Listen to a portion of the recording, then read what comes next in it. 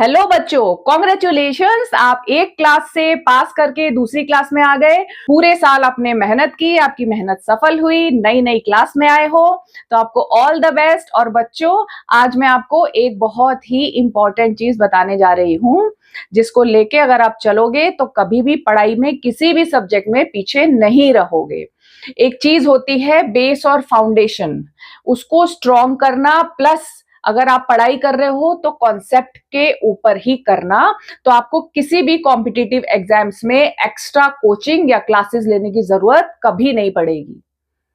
समझ आया? इसकी मैं बहुत सारे एविडेंस आपको अभी इसी वीडियो में प्रोवाइड करूंगी, जिससे आपको पता लगेगा किस तरीके से मैंने 2 से ढाई घंटे रिवीजन करवाया बोर्ड के एग्जाम के लिए, और कैसे बोर्ड एग्जाम का पेपर पूरा की पूरा उन कॉन्सेप्ट पे बेस्ड आया।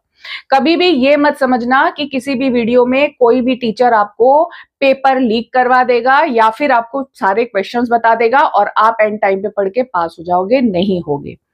सिर्फ कॉन्सेप्ट पे बेस्ड आपको पढ़ाई करनी है। अगर आप कॉन्सेप्ट को समझ के चलोगे, प्रैक्टिस करोगे, तो एग्जाम टाइम में आपको बिल्कुल प्रेशर लेने की जरूरत नहीं पड़ेगी। जितने भी मैंने लाइव सेशंस लिए थे उनकी क्लिप्स के साथ में वो सारे क्वेश्चंस जो बोर्ड एग्जाम्स में आए हैं, मैंने सारे स्क्रीनशॉट्स डाले हैं आपके रेफरेंस के लिए। आप प्लीज वो पूरा वीडियो देखो, बिल्कुल मिस मत करो। और जो 9th के बच्चे 10th में आने, या जिन बच्चों ने 10th पास किया है, वो ये चीज समझ लें कि कोई जरूरत नहीं होती है कि बहुत लंबी पढ़ाई करो और एग्जाम में इतना प्रेशर ले लो, इतना लोड पड़ जाए कि आपको कुछ भी याद ना आए। ये मैं बार बार अपने वीडियोस में आपको बताती हूँ कि आप रेगुलर पढ़ाई करो और कॉन्सेप्ट बेस्ड लर्निंग करो, कॉन्सेप्ट्स की प्रैक्टिस करो। तो बच्चों, आप देख लो, ये है आपके सारे क्वेश्चंस। ये मैंने कुछ स्क्रीनशॉट्स लिए हैं आपके क्वेश्चन पेपर से जो 2025 में आए हैं, कुछ बेसिक्स के, कुछ स्टैंडर्ड के, सेट 1, सेट 2 और सेट 3 के क्वेश्चंस, जो कि आपके सारे ही पेपर में आए हैं। मैंने काफी क्वेश्चंस और काफी जो वीडियो क्लिप्स हैं वो कवर की हैं, और बाकी भी आप पेपर खोल के देखो, मेरे लाइव वीडियोस देखो, आपको ये पता लग जाएगा कि किस टाइप से पढ़ाई करनी चाहिए और किस टाइप से आपको रिजल्ट मिल सकता है बिना लोड और बिना प्रेशर के। फर्स्ट क्वेश्चन है ये, जो 10th स्टैंडर्ड के बच्चे हैं या जो 9th से 10th में जा रहे हैं, ये वाला क्वेश्चन देखो। इसमें आपसे पूछा गया है कि किस तरीके से आप ये प्रूफ कर सकते हो डिस्टेंस फॉर्मूला, या फिर ये जो है आपका कोऑर्डिनेट ज्योमेट्री का एक क्वेश्चन है, जिसको मैंने लाइव वीडियो में इस तरीके से एक्सप्लेन किया था। देखिए क्लिप। कोलिनियर है। लीनियर क्या होते हैं? तीनों जो पॉइंट्स है वो एक ही लाइन पे आ रहे हैं। क्लियर है? अगर मान लो कि ये बी पॉइंट यहाँ पे है, ठीक है, आपको कोऑर्डिनेट दे दिए और आपने क्या किया, ए बी निकाल लिया, बी सी निकाल लिया, ए सी निकाल लिया। और अगर आप ये वाली जगह पे इसकी वैल्यू लिख रहे हो ए बी की, बी सी की वैल्यू लिख रहे हो ए सी की, और ये इक्वल नहीं आ रहा है, तो आप बोलोगे कि ये तीनों पॉइंट्स कोलिनियर नहीं है। नॉर्मल मैं आपको ये बता रही हूँ कि क्वेश्चंस किस टाइप के फॉर्म होते हैं, किस तरीके से आप उनको सॉल्व करोगे और कौन से फॉर्मूले कहाँ पर यूज करने हैं। ये सारी थ्योरी मैं आपको बताने के बाद में आगे प्रैक्टिकली वो क्वेश्चन सॉल्व कराऊंगी। क्लियर है? कोई डाउट नहीं? सेकेंड क्लिप है प्रोबेबिलिटी चैप्टर से, जिसमें क्वेश्चन आया था। उसमें कई बच्चों को यही पता नहीं लगा होगा कि टोटल जो नंबर्स हैं जो नीचे लिखे जाते हैं वो किस टाइप से निकाले जाएंगे। ये सारा कॉन्सेप्ट्स, ये सारी चीजें मैंने अपने लाइव वीडियोस में कवर की है, देखिए। 40 दिया है तो टोटल कैसे निकालेंगे वो देख लो।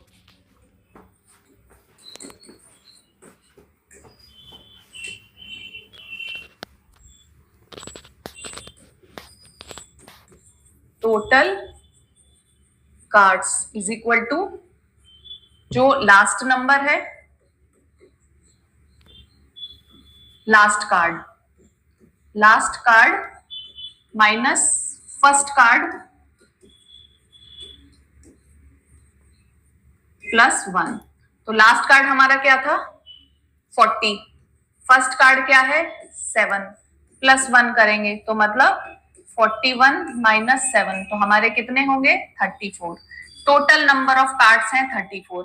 अब निकालेंगे 7। तीसरा क्वेश्चन है पेयर ऑफ लीनियर इक्वेशन से, जिसमें आपसे ये पूछा गया है कि इन दोनों इक्वेशंस को सॉल्व करके आपको x और y की वैल्यू निकालनी है।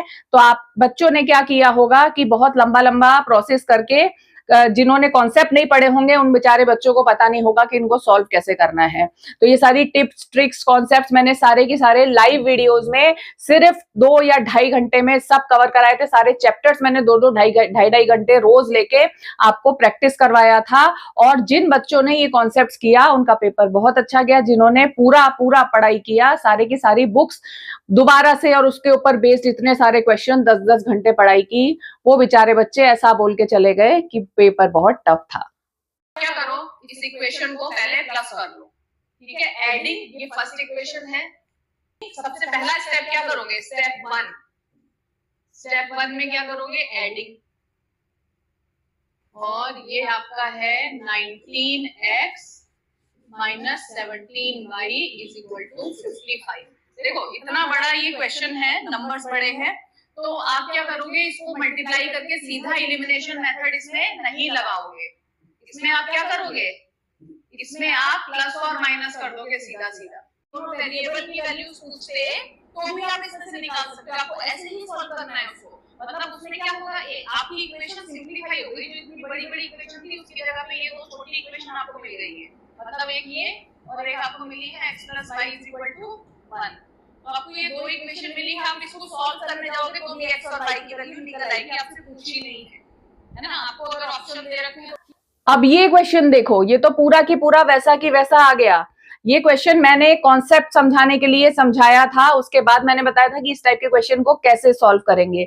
ये देखिए लाइव क्लिप जिसमें मैंने रिवीजन करवाया था और वैसा ही क्वेश्चन आपके बोर्ड एग्जाम में आया कि 48 सेकंड्स, 72 सेकंड्स और 108 सेकंड्स के बाद में चेंज होती है डिफरेंट लोकेशंस पे। तो अगर वो एक साथ कब चेंज हो रही है, साइमल्टेनियसली आ गया यहाँ पे, तो कब चेंज हो रही है, 8:20 पे चेंज हो रही है। तो when will they again change simultaneously? चलो ये आपका वर्क है, जरा करके तो बताओ, जैसा मैंने समझाया जरा करो। आ जाओ बच्चों, क्या निकालोगे, एलसीएम निकालो बच्चों, LCM. Then 72 seconds, 108 seconds. Clear दिख रहा है, दिख रहा है क्लियर? चलो देखो इसका एलसीएम कैसे निकालोगे, 48 को फैक्टराइज करोगे।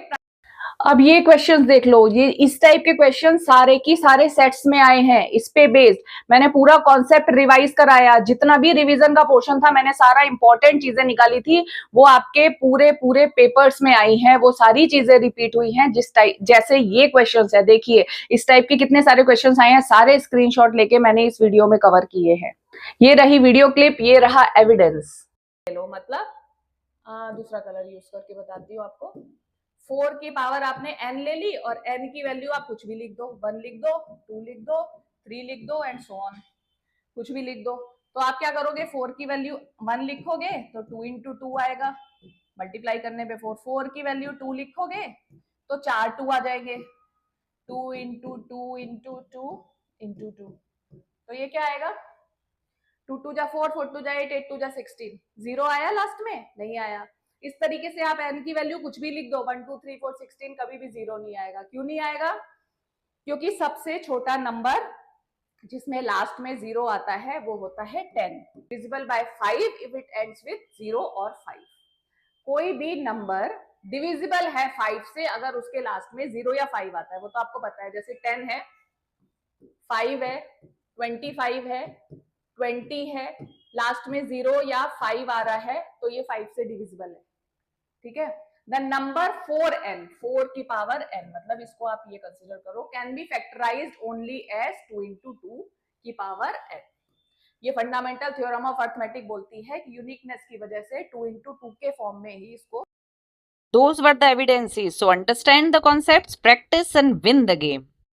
जितने भी बच्चे 10th में हमारे साथ थे, 11th में भी रहना चाहते हैं, तो ये समझ के चलिए कि हम आपका 11th का कोर्स भी कवर करेंगे इसी तरीके से, वीडियोस के थ्रू, लाइव सेशंस के थ्रू।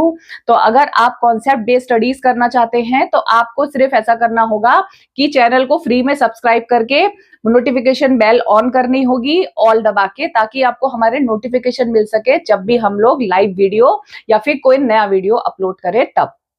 उसके अलावा जितने भी क्लासेस हैं, मैंने 7th के, 8th के, मैथ्स के, 9th के, सारी चीजें मैंने अपने वीडियोस में डाल के रखी है। आप मेरे चैनल पे जाइए, वो सारी चीजें आपको मिल जाएंगी। आगे हम लाइव भी जाते रहेंगे। जितने बच्चे हमारे साथ जुड़ेंगे, जितना भी उनका कॉन्सेप्ट बेस्ड लर्निंग का जो भी कोर्स होगा, जितना भी उनको स्कूल में पढ़ाया जाएगा, एग्जाम से रिलेटेड होगा, हम सारी चीजें कवर करेंगे। उसके अलावा जो भी डाउट्स होंगे, अगर आप कमेंट सेक्शन में लिख के डालोगे तो ऐसा नहीं होगा कि मैं वो कोई भी डाउट छोड़ दूं।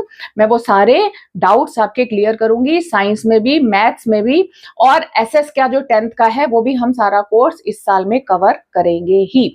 जो लाइव सेशंस है अभी हमारे अप्रैल में स्टार्ट हो जाएंगे, तो मोस्टली हम कोशिश करेंगे कि जो हॉलीडेज का टाइम होता है, जिस समय आप फ्री होते हो, आप स्कूल जाओगे, क्लासेस में जाओगे, कई बच्चे हैं जो ट्यूशंस वगैरह जाते हैं, तो जब आप फ्री होते हो, जो छुट्टियों का टाइम होता है, उसमें हम लाइव सेशंस रखेंगे ताकि आपका रिवीजन हो जाए। सारी इंपॉर्टेंट चीजें हम लोग उसमें डालेंगे, जो आपके इंपॉर्टेंट एग्जाम रिलेटेड क्वेश्चंस हैं, डाउट्स हैं, हम सारी चीजें सॉल्व करेंगे, आपके सारे चैप्टर्स एक्सप्लेन करेंगे और आपको इंपॉर्टेंट क्वेश्चंस की प्रैक्टिस भी करवाएंगे। उसके अलावा हम फ्री में आपको नोट्स प्रोवाइड करेंगे, सारे के सारे लिंक्स आपको डिस्क्रिप्शन में मिल जाएंगे। आप वहां से पीडीएफ के फॉर्म में भी डाउनलोड कर सकते हो, और हम शॉर्ट वीडियोस बना के भी अपने चैनल पे डालेंगे। तो पूरी पढ़ाई करनी है, बिल्कुल फ्री में करनी है, सारे नोट्स चाहिए तो चैनल पे बने रहना होगा, वो भी फ्री में। तो मिलते हैं, हम पूरे साल मिलेंगे और बहुत अच्छे से पढ़ाई करेंगे। और बच्चों, कॉन्सेप्ट को कभी मत भूलना, कभी भी बुकिश लैंग्वेज पे मत जाना कि बुक आपको रट लेनी है। नहीं, बुक रट के आपको कुछ भी मिलने वाला नहीं है। रटी हुई जो चीजें होती है वो बच्चे भूल जाते हैं, आगे जाके उसको काम भी नहीं आती है। जो कॉम्पिटिटिव एग्जाम्स होते हैं उनमें क्या होगा कि आपकी बेसिक नॉलेज को टेस्ट करते हैं। जैसे जैसे बड़ी क्लासेस होती जाती है, आपको खुद से सब चीजें लिखनी होती है। जब तक आपको कॉन्सेप्ट समझ में नहीं आएगा, आप सोचोगे ये तो बुक के बाहर से आ गया, मैं कैसे करूं। ये चीजें नहीं होनी चाहिए। जो आपका बोर्ड का एग्जाम है या फिर जो भी आगे के एग्जाम्स होने वाले हैं, उसके बाद भी क्या चीजें होती है कि अगर आपको अपनी नॉलेज भी कहीं पे लेके जानी, कहीं पे इंटरव्यू देना है आपको, तो आपकी नॉलेज टेस्ट करेंगे, आपकी डिग्रियां नहीं देखेंगे। एंट्रेंस एग्जाम्स के लिए जाओगे, उसमें भी आपकी बेसिक नॉलेज देखेंगे, कॉन्सेप्ट बेस्ड नॉलेज देखेंगे।